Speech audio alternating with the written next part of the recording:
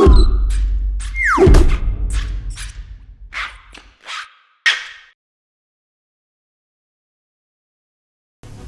everyone, welcome to another Giddy Reader comparison video. Mon nome è Michael. My name is Pedro. We have something that will not only captivate you on a profound level, but will also make your life a little bit more enriched. Why? Well, we have the brand new Kobo Glo HD e-reader in comparison to the Kobo H2O. This is not released yet. It'll be available at the end of April in Canada. Yep. And this has been available since about late last year. Yeah. This is a 6.8-inch screen. They're both using e-Encarta. The H2O has a resolution of 1430 by 1080, and the Kobo Glo HD is 300 ppi, which is amazing. It's on par with the Voyage, and it has a resolution of 1448 by 1072. They both have 4 gigs of internal memory. The advantage that the H2O has is in its name. It is waterproof. Yes. Kobo pretty well has done amazing things with both of these devices. Let's take a look at the 360, give you a sense on what's changed, what's new. The fronts are very similar. Logo on the bottom, sunken in screen about 1 or 2 millimeters. Here is the back of the devices. These both have Rakuten logos because they got bought out a while back. You can see right there that the Kobo Glo HD captures a lot of dirt and dust inside these little perforations. It's because it has this perforated holes on the back. It also has a lot of it's like thousands of holes. Yeah, it has a lot of it captures a lot of fingerprints as well. The Kobo Aura H2O has an asymmetrical chiseled backing. You can see all the different angles to it. Nothing on the sides. The top has a glow light button and the power button on the top. And same with this one. The power button is very front and center now. It's just a big chunky button in the middle. The bottom has the micro USB port and the hard reset. And of course there is a secure door on the Kobo H2O to allow for waterproofing. And it has an SD card and a micro USB along with a hard reset as well. Now it's important to note that sure, this has an SD card. The Glo HD does not. Correct. But that has directly contributed to the economical price. This is only $129. This is still roughly roughly about $179 in most markets. Obviously more expensive in India and Australia. Yeah, and all exactly. Where import fees just drive prices up. Okay, well, there's a lot of similarities in the overall UI here. Kobo's kept things fairly consistent over the years. Basically, commonly accessed tasks, including collections, internet browser, books that you've opened recently. As you can see, we just added the Dungeons & Dragons Monster Manual. It's front and center here, as well as books that we've read lately. So things are cool. I really like this. It's definitely, I think, a little bit more advanced than what Nook or Amazon is doing. Especially Nook. Yeah, totally. What the hell is Nook even doing these days? No idea. Anyways, so yeah, I mean, library, bookstores, extras, things here. You can access different sort of dictionaries, English to French, English to German, etc., etc. Awards, basically Xbox style achievements. I'll just show it to you in case you haven't seen it before. You can see we've used the H2O longer than we have the Glo HD. Yeah. So you can see some of the awards. I really like the reading stats. We don't really have to dive deep into what they're all doing here, but the reading settings would be something that you would be doing. Now, pretty bare bones. Yeah. So obviously that the Kobo Glo H2O doesn't have any sort of water settings because they heavily discourage you to put it fully submerged in the water.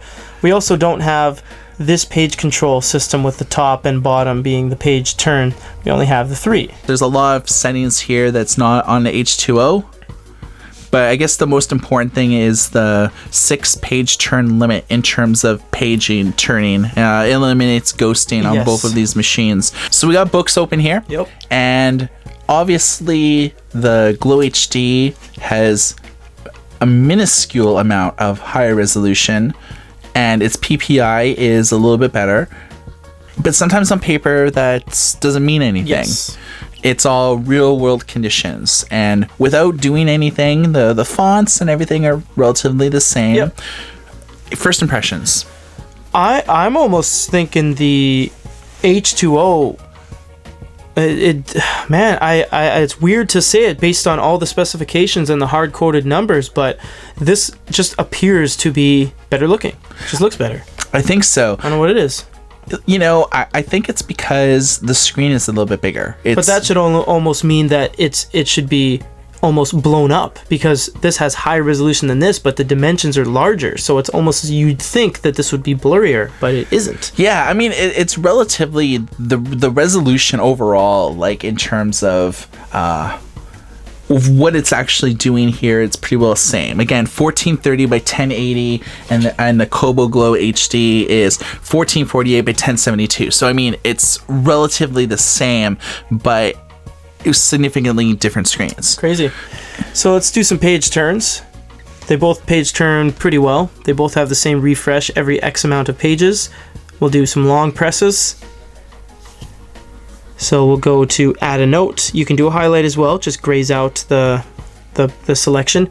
Keyboard is obviously bigger on this because you have more room. Hey, it actually has different things here. It has the @ symbol and whatever that's called. I'm having a brain fart. Exclamation. Yes. Yeah, you have enough room to offer another row of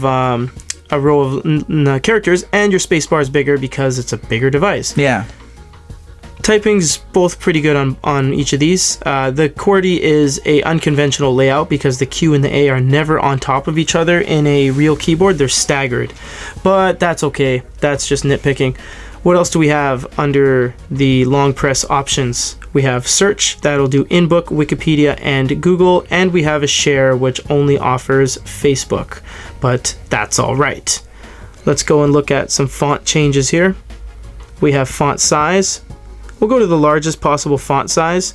You can see that the largest font sizes, they perform very differently. They don't allow you to get to this big on the Kobo or H2O because, well, it's such a big screen, you can read that pretty well. But this, for some reason, is the largest on the that's strange, hey? Yeah. But then on the other end, look how much you can display on one book. So they're really catering it towards the fact that this can display a lot of text. You have justifications, line spacing, margins. You also have an advanced menu that allows you to play with things like the font size, the weight of everything, and the font style. So yeah, if you're a stickler for getting your ebooks looking exactly the way that you want, Kobo is the answer. I would say so. The PDF experience on these two guys are very different because this is a 6.8-inch screen. It has more screen real estate. For example, and this is a very important example, if I wanted to zoom in on this guy, all I have to do is pinch and zoom, and then navigate my way over to, via this mini-map, the picture. So there I go. And all I have to do is let it render. Now it's done. Pretty simple. If I want to do it on this, I got to tap the middle.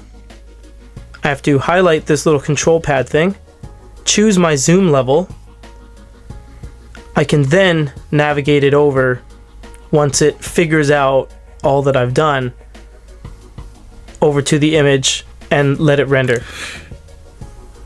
Needless to say, the Glo rendered it pretty fast. It did. The H2O, life's a struggle. The reason being, there is no pinch and zoom on this. You can't pinch and zoom to get to any zoom level you want. You have to do all that. But now that we're here, let's look at the quality.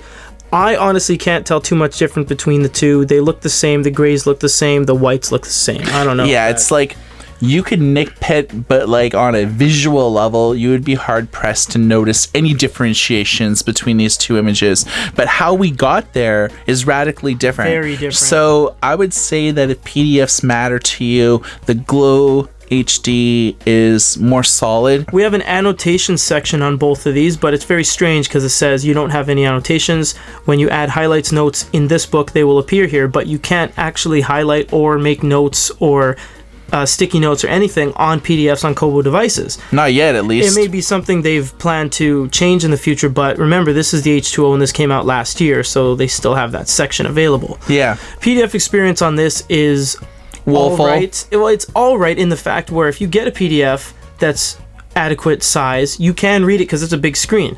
Whereas this, you have to pinch and zoom, whereas this, it doesn't have pinch and zoom, so it's up to you. All right. When it comes down to it, I would say that when you're reading a book, things are pretty well even. Right. You know, you can't really notice any. And we review a lot of units, so if there was things that were amiss, or maybe if something was performing a little bit better, no matter how minuscule, we would tell you straight up. Yes. When you're reading an EPUB book, things are pretty well the same. Resolution, the Glo HD has higher PPI, but not by much. This, you know, it's comparable across the board. If you're the type of person that you read in the bath, cool, go with the H2O. If you're on vacation a lot, this e-reader probably makes sense for you. If you're looking for something economical, if you're looking for something that will handle PDFs and EPUBs in equal fluidly, get this. So you can make ultimately your own decisions. Of course, we're just here to kind of give you our thoughts on and show you head to head what these devices are capable of. But ultimately, you guys make the call. How these two devices fit into your lifestyle. My name is Michael. This is Peter. Everybody, take care.